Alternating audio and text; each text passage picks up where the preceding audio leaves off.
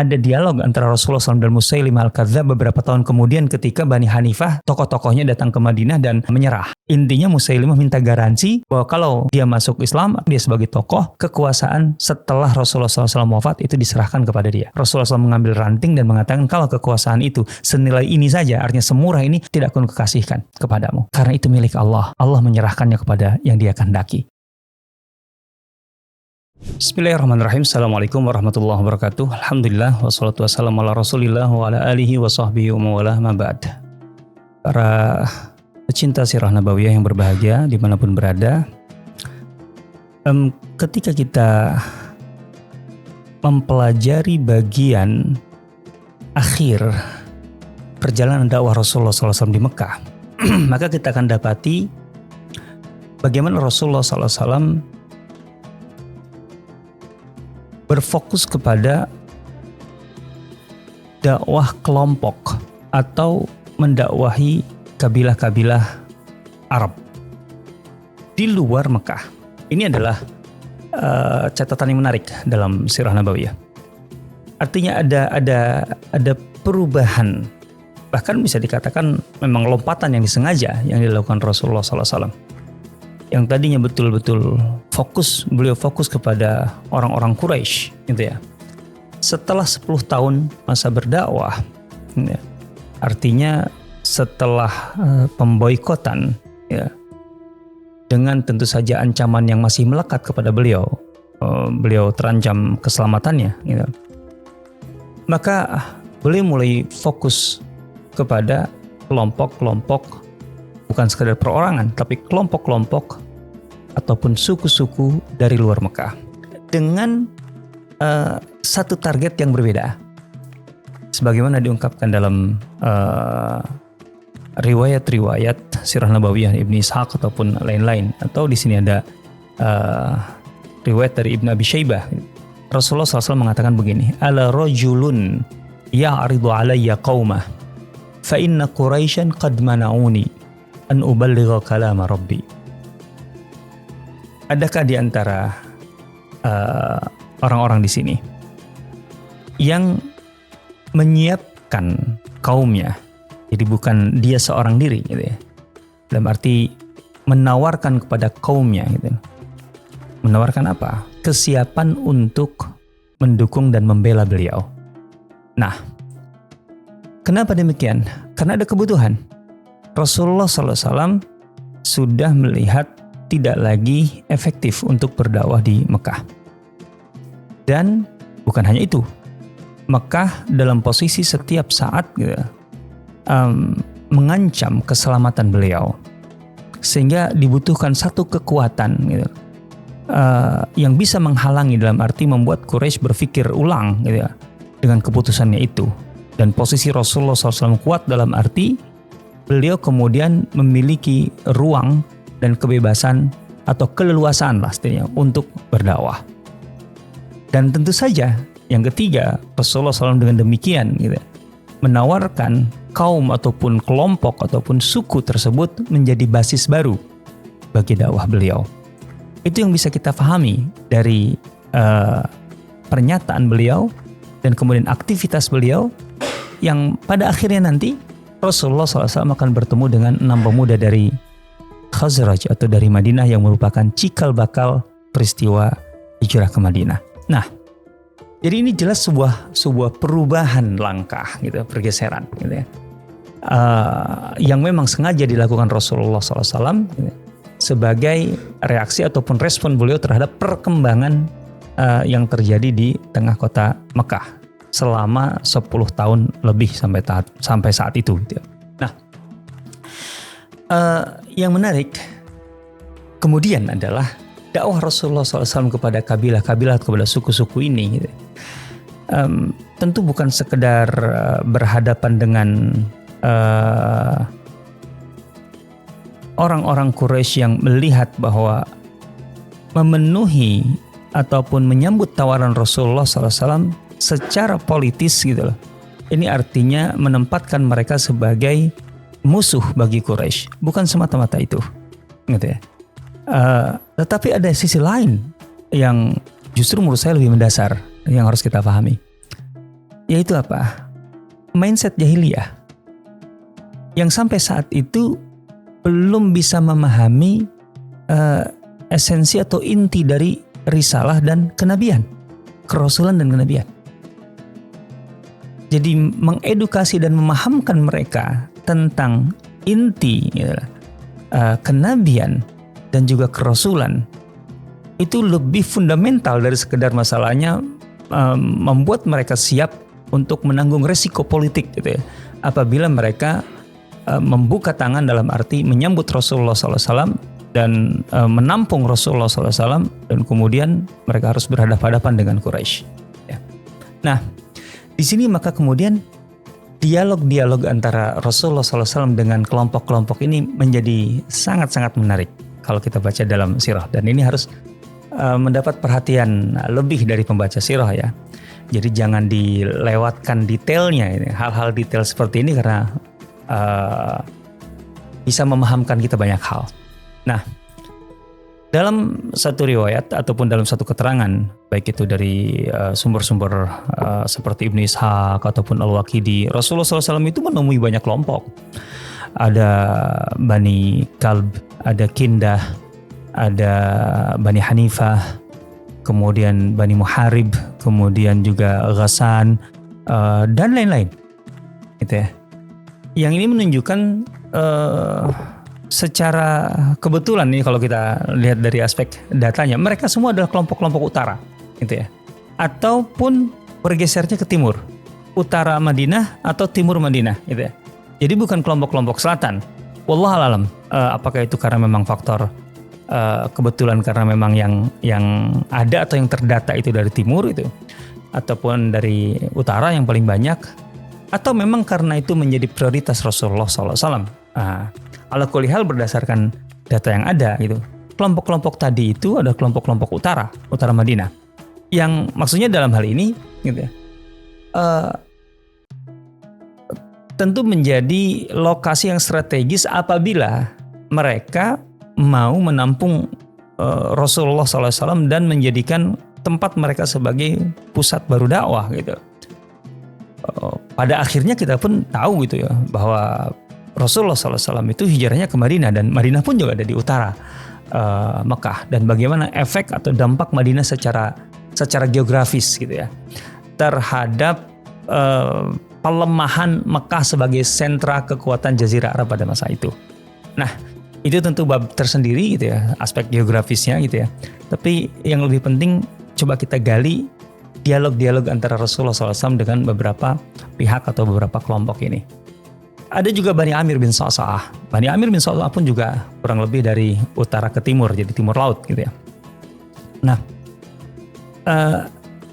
ada dialog antara Rasulullah SAW dengan Bani Amir bin Sa'sa'ah, di mana Bani Amir bin Sa'sa'ah pada akhirnya menolak gitu ya, menolak tawaran Rasulullah SAW dengan alasan yang bisa kita pahami bahwa mereka tidak mengerti hakikat kenabian dan kerasulan. Mereka melihat aktivitas Rasulullah SAW gitu ya, yaitu berdakwah, itu sebagai aktivitas politik semata-mata, murni politik gitu ya. Nah, di antaranya yang bisa kita baca, kalau yang mudah di Mubarakfuri ada, bisa dilihat di Mubarakfuri ataupun sumbernya di Ibnu Ishaq dan lain-lain. Ibni Hiras disebutkan di situ. Ya. Ketika bertanya kepada Rasulullah SAW, apabila kami menerima tawaranmu, kami kemudian berjuang bersamamu, dan kemudian engkau menang, gitu. Artinya sesuai dengan rencanamu, engkau bisa mengalahkan kelompok-kelompok yang selama ini menghalangimu, gitu. Kan dalam logika jahiliyah ya, benturan itu, atau kalau ada sesuatu yang berbeda itu ya pasti benturan, dan benturan itu perang gitu loh. Mereka tidak punya logika yang lain atau tidak punya gambaran yang lain gitu ya. Nah, apabila semua itu terjadi, terus apakah engkau bisa pastikan bahwa kami, maksudnya kami itu sebagai kelompok gitu ya, menggantikanmu di posisi pemimpin tertinggi, penguasa gitu loh. Nah, di sini Rasulullah SAW menjelaskan paradigma Islam, gitulah. Menjelaskan tentang kekuasaan maksudnya. Artinya kerangka berpikirnya nggak begitu. Ini bukan masalah kekuasaan, gitulah. Kata Rasulullah, kalau masalah kekuasaan itu milik Allah. Dalam prinsip Islam, gitu, kekuasaan itu milik Allah. Allah akan serahkan kepada yang Dia kehendaki. Ini jelas dari awal.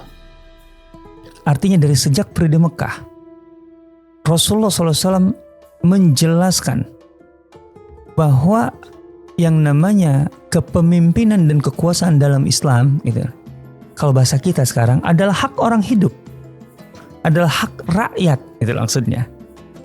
Artinya ketika seorang penguasa itu meninggal, siapa yang akan menggantikannya? Ungkapan Rasulullah SAW, itu milik Allah. Allah serahkan kepada yang dikehendakinya. Tentu bukan karena Allah akan menurunkan ayat, karena Allah hanya menurunkan ayat kepada Rasulnya, kan gitu. Kalau Rasulnya meninggal, kan sudah tidak ada lagi wahyu. Artinya tentu melalui mekanisme, gitu ya, berdasarkan ajaran Islam, nilai-nilai Islam, gitu. Maka kemudian orang-orang yang hidup setelah pemimpinnya meninggal itu, dalam arti rakyat, nah gitulah bahasa kita. Tentu dalam Islam lebih spesifik. Maka ahlul halli wal aqdi, gitu ya, itu akan menyepakati mengangkat pemimpin yang mereka ridhoi, kan gitu loh. Jadi nggak bisa engkau membooking, gitu loh, suksesi, gitu loh, bahwa setelah kalau aku meninggal itu adalah kalian, gitu kan. Kan dalam hal ini Bani Amir bin Sa'sa'ah melihat bahwa oke, kami bisa saja membela, mendukungmu, gitu ya. Tapi bagi mereka ini adalah investasi, ini gitu ya. Ini investasi, gitu loh. Sehingga apabila kemudian Rasulullah wafat, maka itu menjadi milik mereka, gitu ya. Kenapa? Toh kami kan yang selama ini mengorbankan harta, nyawa, keluarga, gitu ya, tenaga. Nah, dan itu dikatakan oleh Ibn Firas, gitu ya. Apakah kami menyerahkan leher kami? Nah, artinya menyerahkan nyawa kami demi kamu. Tapi setelah kamu kemudian berkuasa dan kemudian kamu meninggal, gitu, itu kemudian tidak menjadi milik kami, itu kan berarti investasi, gitu loh. Nah, ini mindset jahiliyah tentang kekuasaan. Bahkan mereka melihat kenabian itu intinya sebagai kekuasaan. Dan ini mindset yang melekat dan kuat sekali. Itu yang dikatakan oleh Abu Sufyan ketika Abu Sufyan menjumpai pasukan Rasulullah SAW kaum muslimin di Marid Dhahran sebelum Fatu Makkah. Ketika ditunjukkan oleh Rasulullah SAW, Rasulullah show menunjukkan lapisan-lapisan pasukannya, dari Aslam, dari Sulaim, dari Ghifar, dari Muzainah, gitu, dan seterusnya. Itu Abu Sufyan terkaget-kaget. Mali wali Muzainah, mali wali Sulaim, mali wali Aslam. Kok bisa? Nah, kemudian setelah berakhir semuanya, Abu Sufyan bilang kepada Abbas waktu itu, Abbas, sungguh kekuasaan atau kerajaan mulk keponakanmu itu sudah luar biasa besar. Jadi dia melihatnya ini adalah masalah kekuasaan, gitu, semata-mata. Abbas waktu itu berkata, bukan kekuasaan, bukan kerajaan, itu innama hiya nubuwah, itu kenabian. Oh iya betul. Jadi beginilah orang-orang jahiliyah melihat, gitu. Kenabian itu mereka fahami ketika didakwahi Rasulullah SAW, itu yang melekat di mereka awalnya adalah itu. Sehingga tidak mudah mereka untuk bisa melewati rintangan ini, gitu loh, atau hambatan ini dalam cara berpikir mereka. Maka kemudian Bani Amir bin Sa'sa'ah menolak karena melihat, loh, bagaimana kami bisa, gitu, istilahnya investasi, dan kemudian kami menanggung resiko terbesar, kemudian kami tidak mendapatkan apa-apa. Nah, dan bedakan, gitu, mindset ini dengan kemudian Ansar yang tersibgah dengan Islam ketika mereka menerima Rasulullah SAW dan Madinah sebagai tempat hijrah dengan segala resikonya. mereka sudah betul-betul berbeda dari mindset jahiliyah. Mereka berhasil untuk melompati hambatan jahiliyah ini. Nah, disebutkan bahwa kelompok yang paling keras menolak Rasulullah SAW dalam hal ini gitu ya, itu adalah Bani Hanifah. Bani Hanifah itu adalah kelompok Najd ataupun suku di Najd gitu, yang kemudian nanti akan melahirkan Musailimah Al-Kadzab. Ada dialog antara Rasulullah SAW dan Musailimah Al-Kadzab beberapa tahun kemudian ketika Bani Hanifah tokoh-tokohnya datang ke Madinah dan menyerah gitu kan. Kan Musailimah yang menolak untuk menemui Nabi SAW, dan kemudian terjadi dialog dan sama. Intinya Musailimah minta garansi bahwa kalau dia masuk Islam atau Bani Hanifah dan dia masuk Islam, dia sebagai tokoh, dia minta garansi bahwa kekuasaan setelah Rasulullah SAW wafat itu diserahkan kepada dia. Rasulullah SAW mengambil ranting dan mengatakan kalau kekuasaan itu senilai ini saja, artinya semurah ini, tidak akan kukasihkan kepadamu. Karena itu milik Allah. Allah menyerahkannya kepada yang dia kehendaki. Sama bahasanya persis. Ini konsisten, ini sawabit, ini bagian dari fundamental Islam itu dalam hal ini. Nah, dialog yang menarik juga itu terjadi antara Rasulullah SAW dengan Bani Syaiban. Bani Syaiban ini lokasi mereka ada di sekitar Basrah lah gitu ya. Bani Syaiban itu mungkin sekarang meliputi Kuwait dan sekitarnya situlah gitu ya. Bani Syaiban itu bani yang bisa dikatakan memiliki kematangan di antara semua kelompok jahiliyah pada masa itu. Dan itu terbukti ketika Rasulullah SAW berjumpa dengan Bani Syaiban gitu. Dan dalam hal ini juga sisi menarik lainnya adalah keberadaan Abu Bakar. Jadi Abu Bakar radhiyallahu ta'ala anhu itu selalu mendampingi Rasulullah SAW. Dan posisinya atau perannya itu memukadimahi. Kenapa? Karena Abu Bakar itu bisa dikatakan sosok yang paling menguasai sosiologi dan antropologi Jazirah Arab saat itu. Dan itu diakui Rasulullah SAW. Apalagi tentang Quraisy, yang paling mengerti seluk-beluk artinya khazanah sosial suatu masyarakat gitu. Dalam hal ini Quraisy itu Abu Bakar. Itu jelas ada nasnya dari Rasulullah SAW. Ya, tapi bukan hanya Quraisy. Abu Bakar Siddiq menguasai khazanah sosial dan budaya setiap kelompok Arab pada dasarnya. Jadi Abu Bakar tuh bukan sekedar seorang yang soleh ataupun kemudian cerdas ya. Di antara bukti kecerdasannya maksudnya adalah penguasaan yang luar biasa. Makanya Abu Bakar itu memukadimai Rasulullah SAW. Contohnya ketika ketemu dengan Bani Syaiban ini gitu ya. Di sini dalam keterangan Ibnu Sayyidin Nas, wa kana Abu Bakrin fi kulli khairin muqaddaman gitu. Abu Bakar memang selalu berada di depan lah dalam segala kebaikan, dan dalam hal ini posisinya sebagai pengantar Rasulullah SAW untuk berdialog dengan Bani Syaiban. Maka Abu Bakar bertanya kepada Bani Syaiban yang ada waktu itu lagi berada di Mekah, mimmanil qaum? Kalian dari mana? Kalian siapa? Mereka menjawab, min Syaiban bin Sa'labah. Maka Abu Bakar langsung melirik Rasulullah SAW, kemudian berkata begini. Ini menunjukkan penguasaan Abu Bakar terhadap khazanah budaya masyarakat Arab atau suku-suku Arab ya. Bi abi anta wa ummi haula'i ghurarun fi qaumihim. Ini bukan orang-orang sembarangan ya Rasulullah. Ini orang-orang penting semua. Artinya kalau engkau berhasil meyakinkan mereka, wah ini luar biasa ini. Wa fihim Mafruq bin Amr wa Hani bin Qabisah wa Musanna bin Harithah wa Nu'man bin Syarik. Abu Bakar belum pernah ketemu mereka. Ketika menyebut nama-nama ini di tengah mereka itu atau di dalam kelompok ini Sa'labah ini ada Mafruq bin Amr, ada Hani bin Qabisah, ada Musanna bin Harithah, ada Nu'man bin Syarik. Ya. Ini orang-orang besarnya. Abu Bakar punya pengetahuan tentang itu. Padahal semua orang itu ada di situ, terutama Mafruq bin Amr itu ada di dekat Abu Bakar gitu. Wa kana Mafruq, dan siapa itu Mafruq? Nah, Abu Bakar menjelaskan, artinya profilnya dijelaskan, CV-nya diangkat oleh Abu Bakar gitu, dibeberkan. Qad ghalabahum jamalan wa lisanan wa kanat lahu ghadiratan Wa kana adnal qaumi majlisan min Abi Bakar. Nah, kemudian dijelaskan di sini. Padahal Mafruk itu ada di situ, dekat sekali Abu Bakar gitu. Nah, kemudian Abu Bakar bertanya, "Kaifal adad fikum?"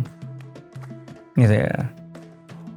Mulailah ditanya, tentu saja yang sesuai dengan target Rasulullah SAW. Ketika Rasulullah SAW targetnya adalah perlindungan, gitu lah, maka tentu mereka harus punya kekuatan. Dalam hal ini jumlah personel, gitu ya.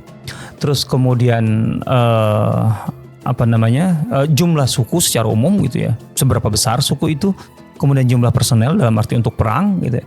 Kemudian juga mental mereka secara umum, gitu.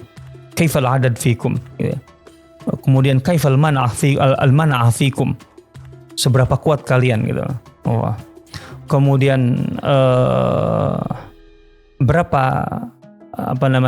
jumlah tentara kalian, kan gitu. Nah, Mafruk menjawabnya seperti ini, gitu ya. Fa kaifal harbu bainakum wa baina aduwikum. Terus selama ini pengalaman perang kalian melawan ini, kalian menang atau kalah, gitu. Faqala Mafruk, gitu ya. Kami ini, gitu, orang-orang yang nggak pernah kenal takut, gitu. Dan kalau sudah berhadapan, gitu, yang ada kami marah untuk melampiaskan marah kami untuk menghadapi musuh kami, gitu. Wala asyadu manakunu liqa'an hina naghdab, gitu. Wa inna lanu'sirul jiyad 'alal aulad. Bagi kami kuda itu lebih penting daripada anak, kan gitu. Wasilah 'alal liqah, dan senjata itu lebih penting daripada daripada perempuan, gitu loh. Maksudnya daripada kawin, gitu ya. Wan nasru min indillah, kalau masalah menang dan kalah, ya itu bukan kami yang menentukan hasil akhirnya. Kadang menang, kadang kalah, gitu ya. Yang jelas dia bilang jumlah kami alfun. Kami lebih dari 1.000. Waliyughlaba alfun min qillah. Dan bagi kami 1.000 itu cukup untuk memenangkan pertarungan melawan siapapun. Wow, gitu ya. Nah, baru kemudian di situ Mafruk bertanya, wah, jangan-jangan, gitu, engkau ini akha Quraisy. Maksudnya orang Quraisy yang selama ini jadi buah bibir. Maksudnya Rasulullah SAW, gitu kan. Nah, kata Abu Bakar, awaqad balagakum annahu Rasulullah. Oh, kalian sudah dengar berarti tentang Rasulullah. Fahuwa, ini kalau Rasulullahnya ini, bukan aku, kata gitu. Wah, maka kemudian disinilah mulai Mafruk bertanya kepada Rasulullah, gitu ya. Qad balagana annahu yadhkuru dzalik, gitu. Kami sudah mendengar informasi tentang dia. Fa ila ma tad'u ya akha Quraisy. Jelaskan dakwahmu. Nah, dia menyerap dulu. Jadi dari awal nggak skeptis, dari awal nggak denial, gitu ya. Minta jelaskan dulu, gitu. Dan selalu dalam pengalaman dakwah Rasulullah SAW, apabila ada orang ataupun kelompok, gitu, intinya siap mendengar lebih dulu di awal, gitu, siap mendengarkan, itu cenderung untuk kalau tidak menerima sekalipun, mereka akan sangat halus, soft ketika menolak, gitu ya. Artinya punya alasan yang bisa diterima kalaupun menolak, gitu ya. Nah, maka kemudian Rasulullah baru menjelaskan apa itu Islam. Panjang lebar di sini. Karena Mafruk sebagai pemimpin atau tokoh, bisa dikatakan tokoh umumnya ya, tokoh umumnya, itu berkali-kali minta penjelasan tambahan. Jadi, ila ma tad'u ya akha Quraisy. Jelaskan ajaranmu. Engkau menyuruh kami kepada apa? Gitu. Maka Rasulullah SAW menjawab, ad'u ila syahadati alla ilaha illallah, la syarikalah, wahdahu la syarikalah, wa anni Rasulullah. Pertama syahadatain, itu dulu sebagai pembuka. Wa ila antu'wuni wa tansuruni. Nah, ini sesuai dengan kebutuhan beliau hari itu. Dan aku menyuruh kalian untuk melindungiku, untuk membelaku. Kenapa? Karena alasannya fa inna Quraisyan qad tadhaharat ala amrillahi wa kadzabat rusulah wastaghnat bil batil 'anil haqq wallahu wal ghaniyyul hamid. Karena selama ini di Quraisy sudah mentok. Ya. Quraisy sudah pada posisi istaghnat bil batil 'anil haqq. Jadi tidak lagi memberi ruang kepada Rasulullah SAW untuk terus berdakwah. Gitu, udah menutup gitu serapat-rapatnya. Dan kemudian memusuhi sampai pada tahap, sampai titik ini Rasulullah SAW keselamatannya terancam oleh Quraisy. Gitu ya. Karena itulah maka kemudian Rasulullah SAW ingin memindahkan lokasi pusat dakwah gitu loh, dari Makkah keluar. gitu, supaya terus berkembang, dan kemudian ada kekuatan yang membackup beliau ketika harus berhadapan dengan Quraisy. Karena Quraisy yang sebagai kelompok yang sampai saat itu ya secara nyata jelas gitu melawan, merusuhi gitu lah, dan memusuhi dakwah Rasulullah SAW. Nah, Mafruk mendengar itu, ini kan oke, sisi politisnya kan sudah jelas kan gitu. Selain setelah syahadat sebagai pembuka itu, Mafruk ingin keterangan lebih jauh tentang Islam. Ila matadu aidan ya akha Quraisy. Jelaskan kepada kami ajaranmu yang lainnya, seruanmu yang lainnya apa. Nah, Rasulullah SAW menjelaskannya dengan Al-Quran, dan ini juga penting bagi kita. Ingat ya, orang Quraisy atau orang Arab pada dasarnya kan memang orang Arab, paham Arab. Artinya ketika Rasulullah SAW menjelaskan dengan ayat Al-Quran pun, itu menunjukkan bahwa ayat-ayat Al-Quran dengan segala kekuatan balaghahnya, dengan segala kekuatan bahasanya, itu difahami oleh orang-orang Arab kala itu. Berbeda dengan orang-orang Arab hari ini yang tidak otomatis gitu ya.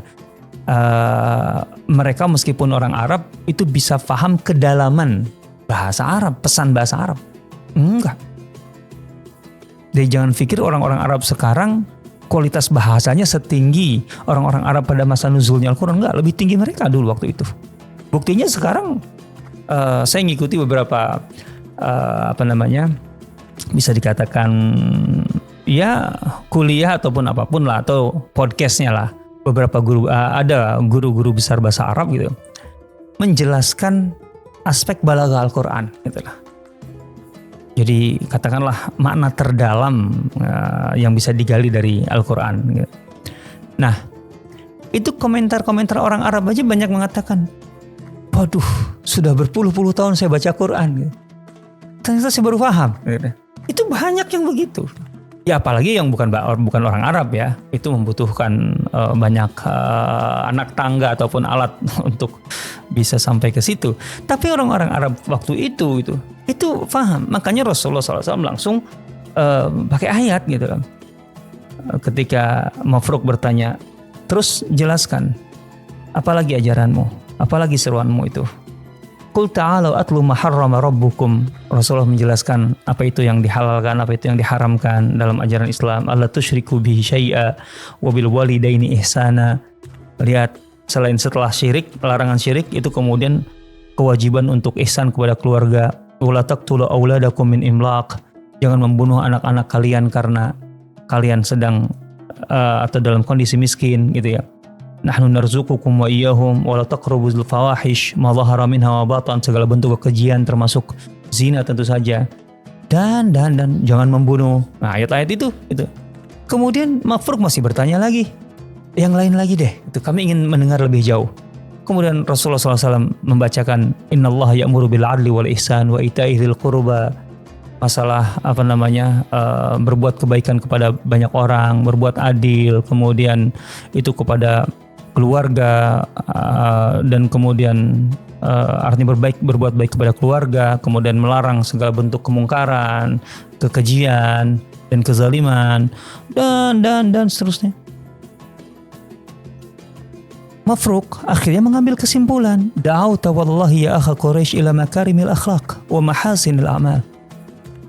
Wah, itu isi ajaranmu itu semuanya baik. Ini akhlak yang mulia. Ini adalah amal-amal yang indah gitu, yang luar biasa baiknya gitu. Walaqad afika qaumun kadzabuk. Sungguh besar kedustaan gitu ya. Orang-orang yang mendustakanmu.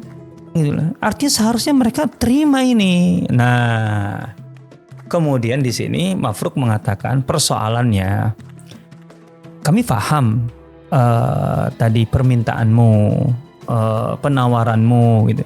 Cuma kita kan baru sekali ini bertemu gitu kan. Artinya sebelumnya belum pernah, dan mungkin setelah ini juga kita kan mau pulang. Bani Syaiban ada di dekat Basrah sana gitu ya. Sementara kami kan tidak bisa dong mengambil keputusan terburu-buru karena di belakang kami ada kaum yang begitu besar yang harus kami ajak bicara karena ini menyangkut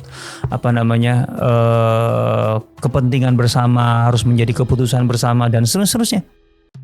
Jadi artinya gini aja deh gitu ya. Beri kami kesempatan untuk pulang dulu ke Bani Syaiban dan kau juga beraktivitas lah dulu gitu. Nanti kita setelah ada pertemuan di sana ataupun setelah kami melakukan banyak hal gitu, kami bisa mengambil keputusan. Wah, kemudian kata dan ini rupanya ada budaya yang cukup baik di tengah lingkungan elit Bani Syaiban. Jadi memang mereka terbiasa untuk musyawarah gitu ya.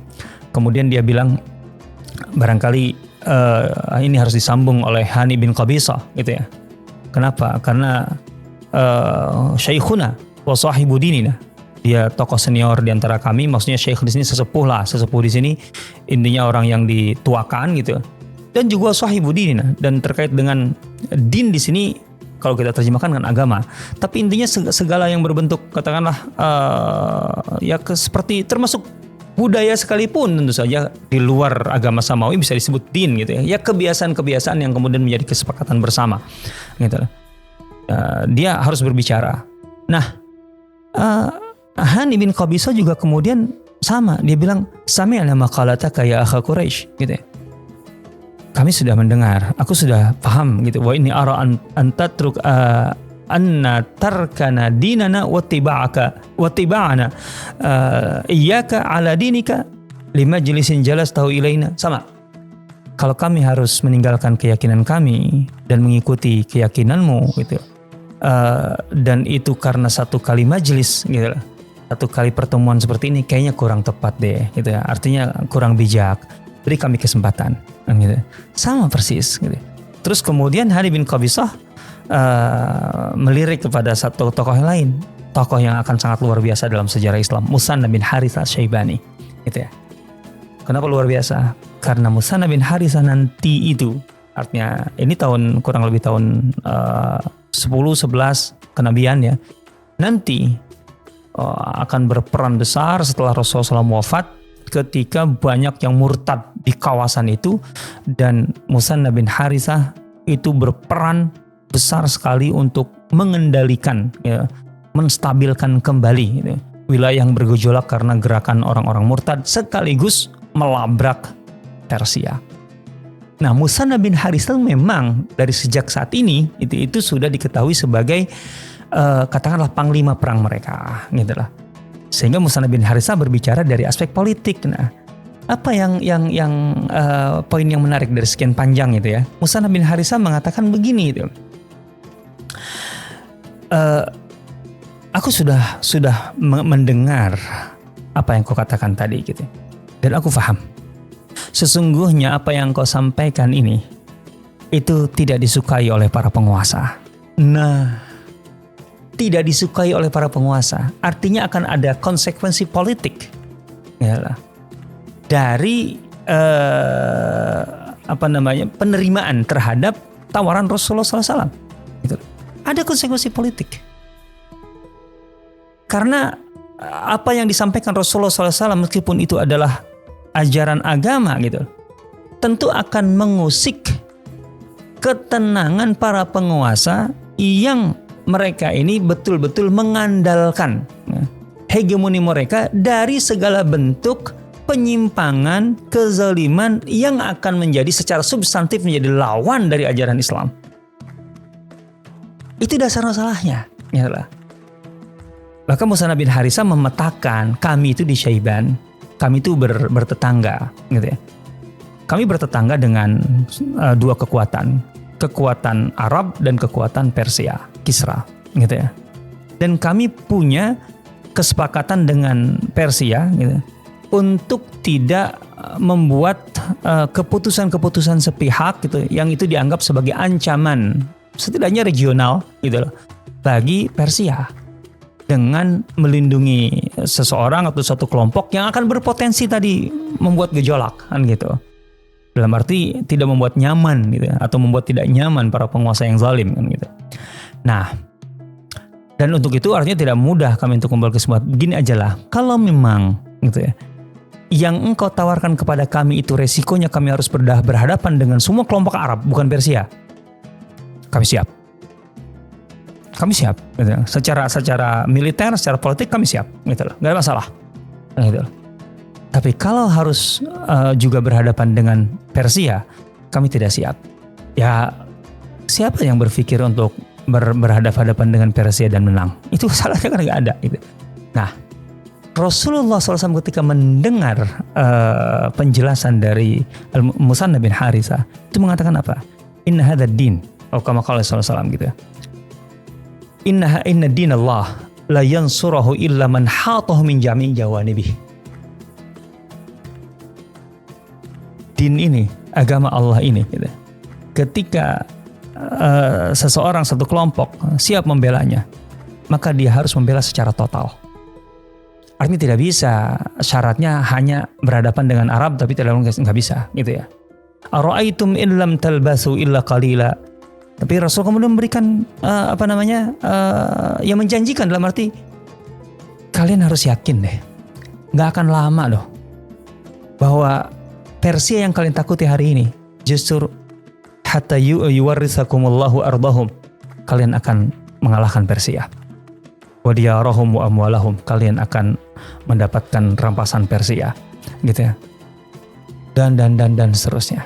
Artinya Rasulullah SAW memberikan semacam jaminan bahwa dengan membela agama Allah itu, mereka justru akan menjadi kekuatan yang mengalahkan Persia, bukan sebaliknya.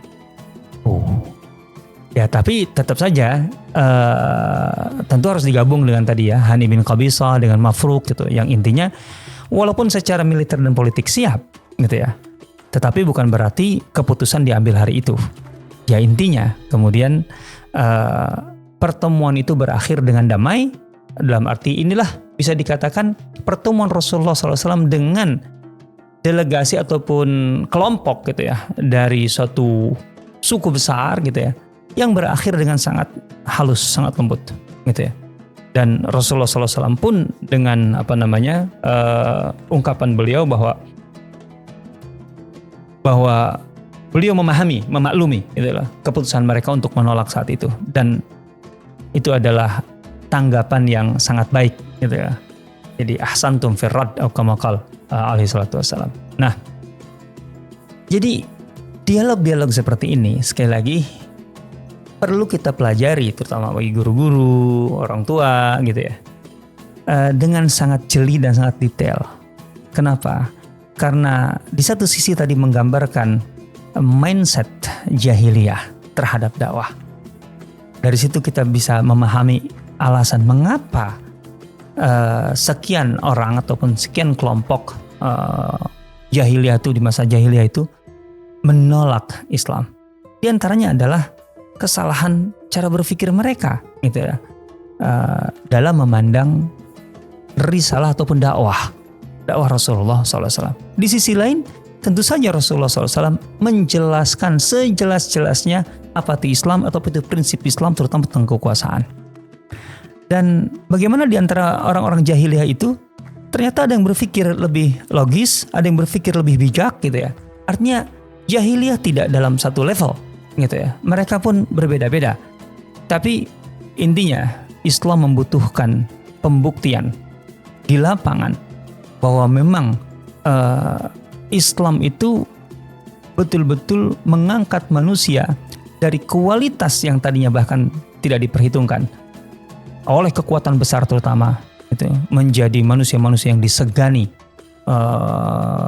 punya prestasi, punya karya, punya izzah, sehingga kemudian Musanna bin Harithah Syaibani betul-betul selain mendengar kata-kata Rasulullah SAW bahwa dengan berislam itu bahkan kalian gitu tidak perlu lagi takut dengan Persia, itu dibuktikan.